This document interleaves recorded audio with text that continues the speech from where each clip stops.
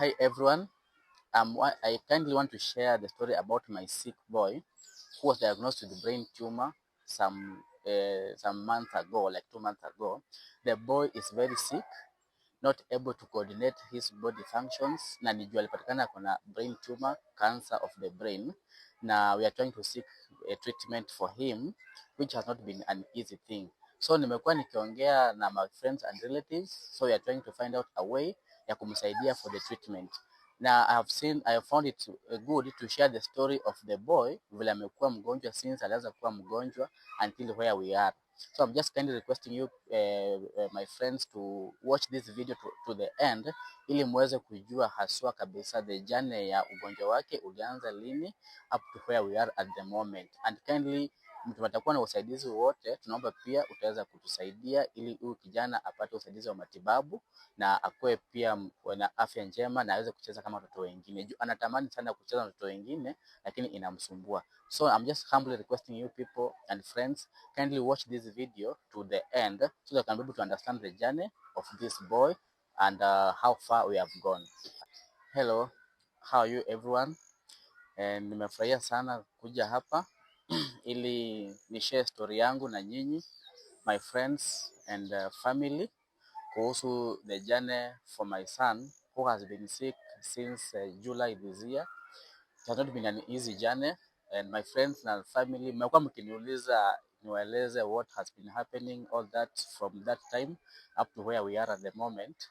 Nikaona ni vizuri angalau niwawekee just a clear picture in terms of a video to understand the journey, because kuexplainia kila mtu kila wakati sometimes inakuwa ni ngumu. It's a bit emotional, a bit draining the brain and the mind, but I think from this video mtaweza kupata hali halisi ya kila kitu ambacho vile kinaendelea. So my son Naaji has been sick. We actually realized it in July, just after he had celebrated his 3rd birthday. Actually ilikuwa tu like this Sunday tumekuwa na hiyo party ya birthday party ya watoto kwa ploti wakakula.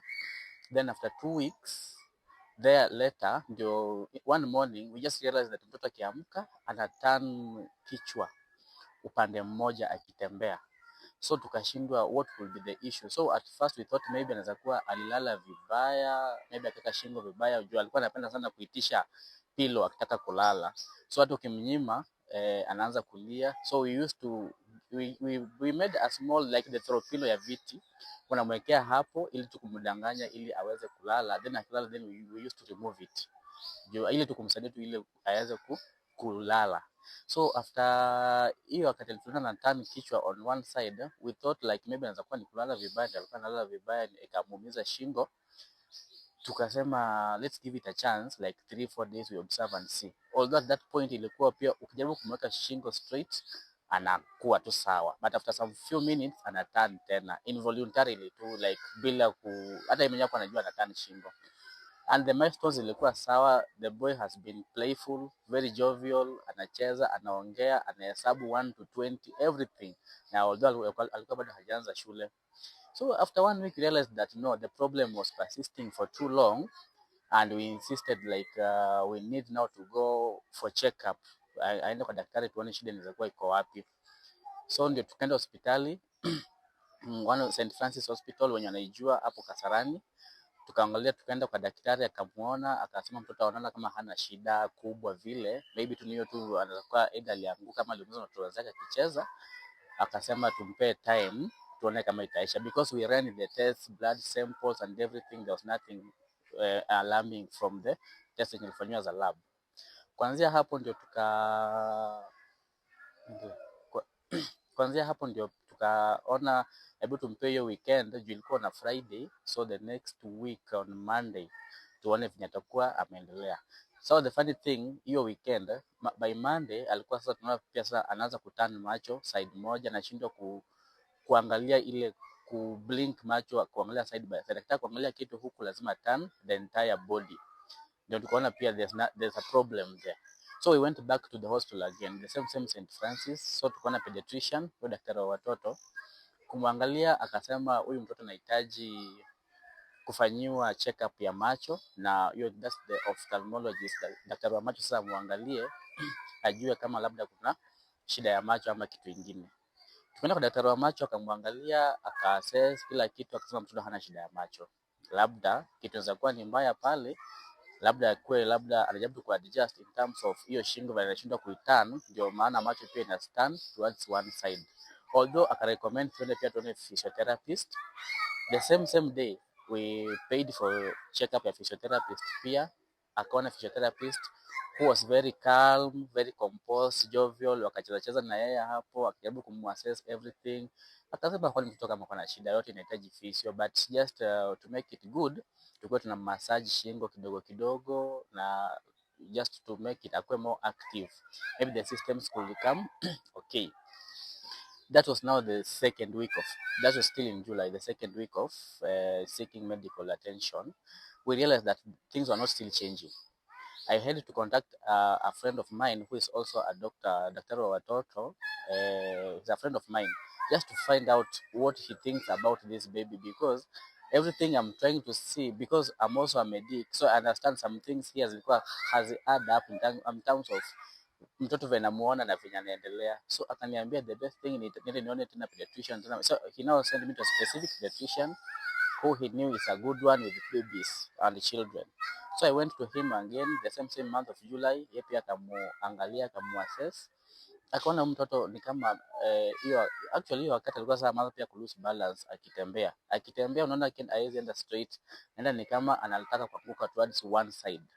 Nikaamua tuone pediatrician ili amuone, amuassess, mwenye yeye pia akatuma kwa daktari sasa ule specialist wa tunaitanga ENT, yule wanaangalia sasa ear, nose and throat. Like they were thinking about you ana lose balance, kuna uwezekano ikue ni shida ya masikio, ndio maana ana lose balance. So we were now referred again to the ear specialist. He did his assessment and everything, consultations with every test, everything was okay. And that was the second week of the issue. That was now towards August, early August. And he recommended that the baby was still okay. There was no any problem in terms of ear, nose and everything, where the balance was coming from. And he recommended now we needed to now seek further check now from a neurologist, sasa daktari wa brain, ndio kuangalia ili aweze kuangalia the coordination ya brain ya mtoto and these things which are happening. At that point the baby now 2 weeks, that is 2 weeks since we had noticed the problem, the baby had now started alikuwa sha improve in terms of kichwa, sasa hatani shingo sasa iko straight, macho ndio bado iko na issue, but mguu sasa anavuta. Hiyo wakati sasa tukaona mguu anavuta and all that, na huyo akatutuma sasa tuone sasa neurosurgeon. So I had to look for a neurosurgeon, mostly wa watoto, because he's a kid. So I wanted someone who is good and well experienced in children. Mwenye ameona watoto sana sana, maybe will be of good help. So I had to look to source for a place around Nairobi here where I can get a good neurologist, and I was referred to Getwood Hospital. When I do Getwood Hospital, I went there and I booked an appointment with the neurologist wa watoto. Akaangalia mtoto, of which hiyo siku alimwangalia akaona mtoto ako sawa, like ako sawa in terms of speech, in terms of speech, kusikia maneno, taking instructions, but the movement was still an issue, na pia macho.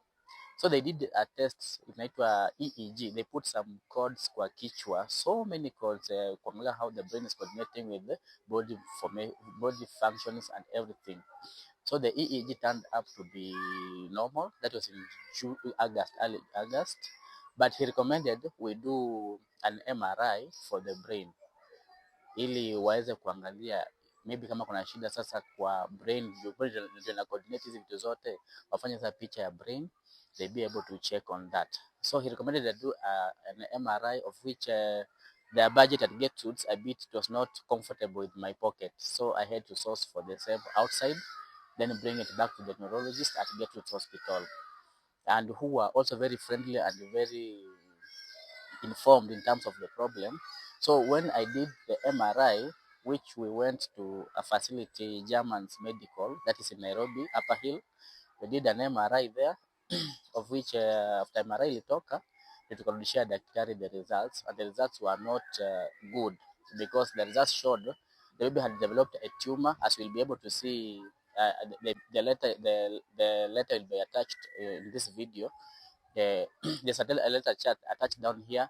The baby had a tumor in the brain, and the point where the tumor is a very delicate place. According to them, they were saying doing a surgery is a bit not recommended, or it was a tricky decision because of the chances of the survival of the baby. In short, they meant that nothing could be done at that point in terms of surgery, because if it's a tumor na imekonfirmiwa ni cancerous, ndio iweze kutibiwa, from whatever understood them, ndio iweze kutibiwa lazima itolewe, ndio either mtoto aende through the radiotherapy or chemotherapy. But now the point where the tumor is in the brain, it is difficult for the removal through surgical interventions. Wakaniambia nothing much can be done to that boy, so we just need maybe to confirm and check everything is just okay, just supportive and all that, maybe as we see how the baby will fare onwards from that point. But they insisted, they referred me to another neurologist who is now the consultant at Kenyatta University Teaching and Referral Hospital, KU, for to be able to review the same again, so that I also get an opinion from him. So we booked an appointment at KU. I took the boy there, akaangaliwa, wakaangalia the MRI and everything, and they gave me the same point that surgery was not able to be done to that boy because of the now where the tumor is, iko kwa brain, mahali penye kuguzwa inaweza kuwa na issue to the chances za mtoto kusurvive. So in short, you are telling me it's not an easy decision to make, but nothing can be done. But as the tumor progresses, it interferes with the systems za mtoto and everything. So itakuwa ngumu for this baby maybe to survive that particular process. So I could not be able to, as a parent, I was not convinced yet, although you are getting it from consultants, different. Actually, at that point, by the time I was reaching KU, that was the fourth consultant I had gone to seek advice, but they were giving me the same information.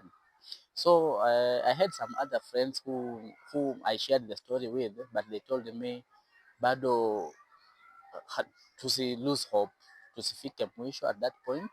Let's try some other means, or let's try also to consulting some other doctors just around Kenya, Nairobi, to see what happens.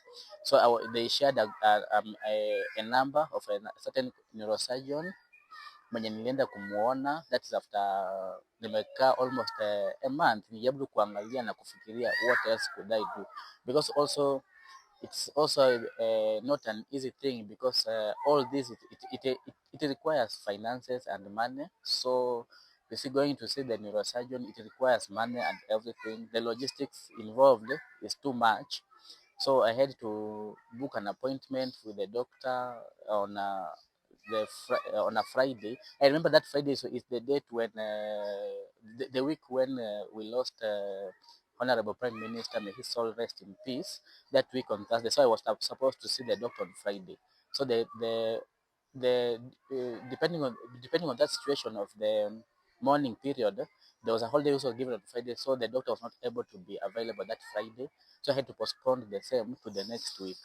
So which I went now I went on Friday of 24th of July of September. No, we are in October. Yes, I went on 24th of October to see that neurosurgeon now. Now the specialist now is a chief neurosurgeon at a hospital just here in Nairobi, who was able to review the tests and all the results which were done, and confirm that actually it was a tumor. They're calling it a glial tumor. We will see from the report there, which needs, but for him, he told me, actually before that, I also went to Nairobi West Hospital, still seeking interventions in terms of, I want just to repeat an MRI, a second opinion, to see what is happening. So I went to Nairobi West Hospital and I did another MRI, which confirmed the same problem corresponding with the first one. So I went now with the two MRIs now to this consultant now. Now the last one, whom I went to see on 24th at BSR Hospital. That is along bypass, the eastern bypass at a place called Kamakis. Who knows about Kamakis?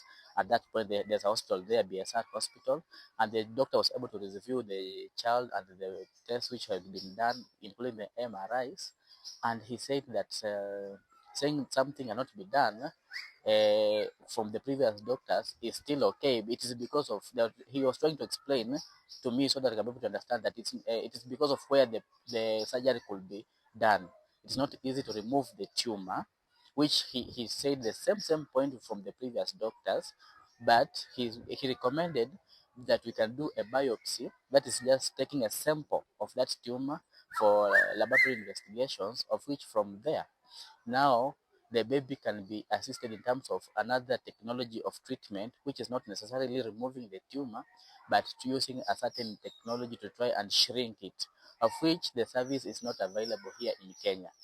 That's the point he gave me, that the service is not available here in Kenya, but we can be able to get the services in South Africa, Egypt, or India, of which he recommended India because it's somewhere he has ever sent.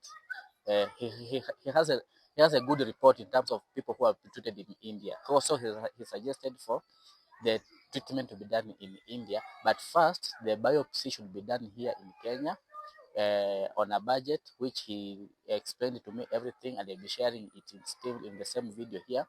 A biopsy should be done here in Kenya, then we will be able to go to India now for the treatment, of which it is specifically used to treat the cancer cells without doing the surgery. So my biggest point now here has been how to be able to raise the finances, because he was able to do the maths in terms of the amount I need to use, and being that I don't have an insurance, I was depending on SHA, and SHA can be able to cater for some of the bills, which I checked some amount totaling around 500,000 or so, but the budget came to 5 million. That's the amount of money we need as per now, and he said it is an urgent situation because of where the tumor is. If it is left for longer, it may affect other organs, including the organs that are trying to assist in breathing. And now that's where now the point becomes not easy or difficult for the baby to survive. So he insisted that we need to do the biopsy the earliest possible. Then after that, they do a test on the cells. If it is cancerous, it should be followed immediately by treatment in India. So the budget came at 5 million, of which 1.5 million should be done. It will cater here in Kenya, the treatment here in Kenya, including ICU stay for some few days. Then the 3.5 million is the budget for treatment in India. So it is not easy for us. We have been able to talk to friends and everybody around us to help us find out a way to help this boy, because it's the only chance we are having to help this boy survive through this difficult moment. In fact, the boy even doesn't know what is happening. I know he's just trying to understand, like, why did things just change drastically to me. Like he's even just worried, like, what is happening, because the milestones have a bit now, he has a bit delayed in terms of milestones. Alikuwa anacheza, saizi kucheza kwake very minimal actually, na only with people he know, watu wenye amezoea ndio anacheza na wao, of which na kama alikuwa very playful, unafungua tu mlango hivi ashatoka ameenda kucheza na watoto wenzake nje, but saizi he cannot even go, he cannot even be able to speak like the way he used to sing around, make stories. He can just only be able to tell you if he wants something, just requesting for something, either food or water or juice. That's what he can just tell, but nothing else from there. So the boy is a bit struggling, and we were told that if that can be done, the medical treatment can be done, this baby could get can survive through this period. So that has been a difficult moment for us, and we are trying to see what can happen, even an advice or anything from a friend or a relative or anyone, we shall really appreciate, including even getting, if someone can help us with the funds, because the budget is too high. It's set at 5 million, which we, from our side as parents, it has become difficult for us to raise that, keeping in mind that the sources of income could not be able to sustain that. But I know with friends and everybody coming on board, you can be able to help us at least assist this boy to be able to celebrate his 15th birthday and any other birthday there forever. So it's just an appeal that we shall also be sharing a pay bill just here just here on the screen. We'll be able to share a pay bill here on the screen, so that if you have something to support us, we can really appreciate. Just share something through the pay bill that we'll be sharing here for the treatment of the boy, so that the boy can get help which is required of him. That's the point. So I just thought that I needed to put this video here because of to explain to my friends who have been asking about what happened and all that, so that anyone now, if you want to understand the journey, that has been the journey we have been going through since July up to now. Today is on 28th of October. We are still trying to struggle and find out a proper way to help this boy. So if there's anyone who has support, or you have any ideas in terms of which can help us help this boy, we shall really appreciate. And for the family members, I really thank you for the support you have given me and everyone, friends from everywhere. But I really appreciate and hope that this journey we are still continue moving together from here to see this boy happy and lively again the way he was. Thank you so much, guys, for listening to me and getting whatever getting to get listening to me and getting the story behind all this. And we are just hoping that baby Naj will be okay and he'll be able to celebrate and be able to play again the way he was playing. Thank you so much, people, and may God bless you all.